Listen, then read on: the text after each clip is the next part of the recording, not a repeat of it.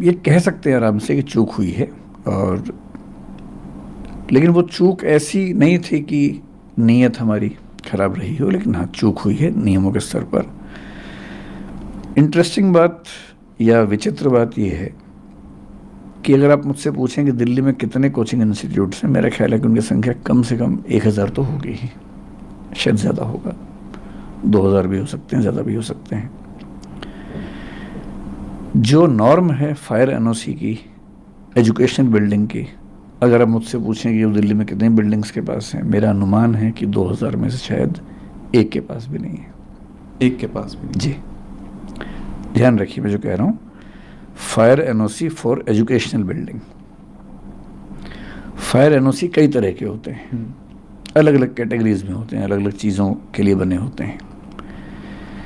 ऐसा नहीं है कि कोशिश हमने या बाकी इंस्टीट्यूट्स ने नहीं की, पर क्या होता है कि जब कोई हादसा होता है उसके बाद मोटी मोटी चीज़ें सतह पे आती हैं कि फायर एनओसी नहीं था, या ये नहीं था, या वो नहीं था, और जनता का आक्रोश फट पड़ता है। उसके पीछे की वजहें क्या हैं, परिस्थितियाँ क्या हैं, वो सोचने के लिए, समझने के लिए धैर्य चाहिए, समय चाहिए। तो मैं असल में 3 दिन से ये भी चाह रहा था कि पहले सारी स्थितियाँ सामने आ जाएं, क्योंकि 1-1.5 दिन तक तो ये स्पष्ट नहीं हो रहा था कि कितने बच्चे थे, क्या स्थिति है। धीरे धीरे चीज़ें स्पष्ट हुई, तो फिर आज ये मीटिंग हुई, तो मेरा ख्याल है कि अब हम उन सब बातों पर ज़्यादा स्पष्ट रूप से बात कर सकते हैं। जहाँ तक बात है हमारी बेसमेंट की, हमारी बेसमेंट मुखर्जी नगर में थी, करोल बाग में हमारे पास 4-5 बिल्डिंग्स हैं, उनमें से एक बिल्डिंग की बेसमेंट सील हुई है।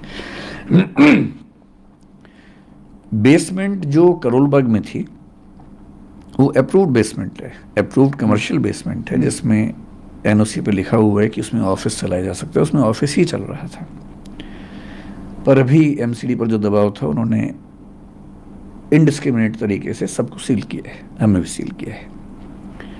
नेहरू विहार में जो बेसमेंट थी, जिसको लेके काफ़ी ज़्यादा शोर हुआ, दरअसल क्या होता है कि जैसी बेसमेंट की बात आई तो सबके मन में बेसमेंट की एक इमेज बन गई है, एक छवि बन गई है। छवि ऐसी है कि एक छोटी सी बेसमेंट है, उसमें कुछ बच्चे बैठे हुए हैं, एक ही दरवाज़ा है, अगर वो बंद हो जाएगा तो क्या होगा। एकदम जायज़ बात है। जो नेहरू विहार की बेसमेंट थी वो किसी घर की बेसमेंट नहीं थी, वो एक कमर्शियल मॉल है, उसकी बेसमेंट है, बहुत बड़े आकार की बेसमेंट है। उसमें 1 नहीं 2 नहीं 7 एग्जिट हैं, 7 एग्जिट आपस में कनेक्टेड हैं। उसमें क्लासरूम्स थे, हर एक क्लासरूम के अंदर मैप लगे हुए हैं कि किसी भी इमरजेंसी में आप कहाँ कहाँ से बाहर निकल सकते हैं। हमारे स्टाफ के जितने मेंबर्स हैं उन सब की ट्रेनिंग वहाँ पर लगातार होती है। फायर डिपार्टमेंट की मॉक ड्रिल्स वहाँ पर लगातार स्टाफ के साथ होती हैं। मैं अपने होशो हवास में ये बात कह रहा हूँ कि हमें 3 दिन पहले जो इंसिडेंट हुआ उसके पहले ये एहसास था कि वो बेसमेंट शायद दिल्ली के सबसे सेफ इंफ्रास्ट्रक्चर्स में से एक है, क्योंकि जहाँ तक फायर की बात है, और वो बिल्डिंग बनी है नेशनल बिल्डिंग कोड के जो लेटेस्ट प्रतिमान है उनके हिसाब से, क्योंकि वो बिल्डिंग हाल ही की बनी हुई 10-12 साल पहले की बिल्डिंग है। जब वो बिल्डिंग बनी, क्योंकि हम उसके मालिक नहीं हैं, हम उसके टेनेंट हैं, जो उसके मालिक हैं, जब हमने उनसे पूछा, क्योंकि पिछले 1-2 साल से ये प्रोसेस ज़्यादा हुआ शुरू, हमने उनसे पूछा कि क्या आपके पास अथॉरिटी है।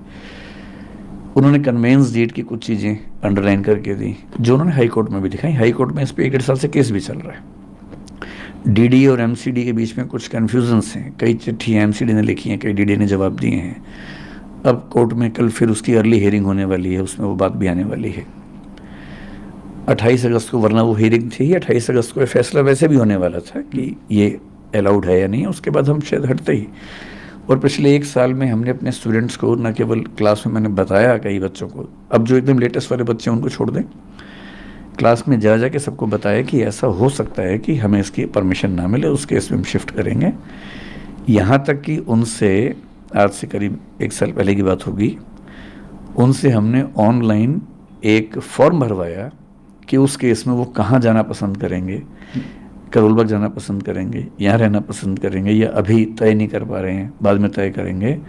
वो डेटा हमारे पास पूरा है कि उन बच्चों ने 1 साल पहले क्या क्या वोट भरा, और सहमति ये थी कि अभी सरकार में वो हाईकोर्ट में केस चल रहा है, जैसे उस पर कोई निश्चित निष्कर्ष आएगा उसके बाद हम उस तरह से काम करेंगे। हमें ऐसा लगता था कि जो चिंता ज़्यादा फायर की है, और ऐसा पिछले साल हुआ भी था। दिल्ली में एक घटना हुई थी, कुछ साल पहले सूरत में हुई थी, अभी गुजरात में 1-2 घटनाएं और घटी हैं कि गेमिंग जोन में अचानक आग लगी। दिल्ली में जिस तरह की गर्मी इस साल थी, उस समय हम भगवान से प्रार्थना करते थे कि किसी इंस्टीट्यूट में कोई हादसा ना हो जाए, क्योंकि इतनी गर्मी थी, रात दिन एसी चल रहे थे, उतना लोड उठाना बड़ा मुश्किल होता है। मुखर्जी नगर की बात नहीं है, पूरी दिल्ली में जहाँ जहाँ कोचिंग इंस्टीट्यूट्स हैं, आप कहीं जाके सर्वे करके देखिए, अधिकांश इंस्टीट्यूट्स में केवल एक एंट्री एक एग्जिट है, एक ही रास्ता है। सबसे बड़ी चिंता, उसी रास्ते पर मीटर लगे हुए हैं बिजली के। जो पिछले साल दिल्ली की एक संस्था में आग लगी जिसमें कुछ बच्चों को 3rd फ्लोर से जंप लगाना पड़ा, चोटें लगी, लेकिन गनीमत है कि कोई कैजुअलिटी नहीं हुई। क्या हुआ था उसमें? एक ही रास्ता है, उसमें मीटर है, उसमें आग लग गई, धुआं ऊपर गया, और शुरू में बच्चे ऊपर छत पे नहीं जा पा रहे थे, बाद में खैर दरवाज़ा खुला, वो चले गए वहाँ पर, लेकिन तब तक कुछ बच्चे जंप लगा चुके थे। चाहे सूरत हो चाहे कुछ भी हो, मूल खतरा आग से होता है।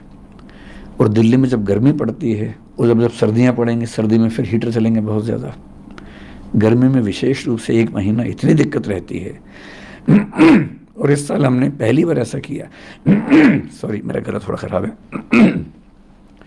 इस साल हमने पहली बार ऐसा किया कि गर्मियों में बच्चों को ये कह के लगभग 15 दिन या 1 महीने की छुट्टियां दी, ऑनलाइन क्लास करवाई कि गर्मी ज़्यादा है, कहीं इस समय ऐसा ना हो कि एसी चलने से कोई आग लग जाए, हादसा हो जाए।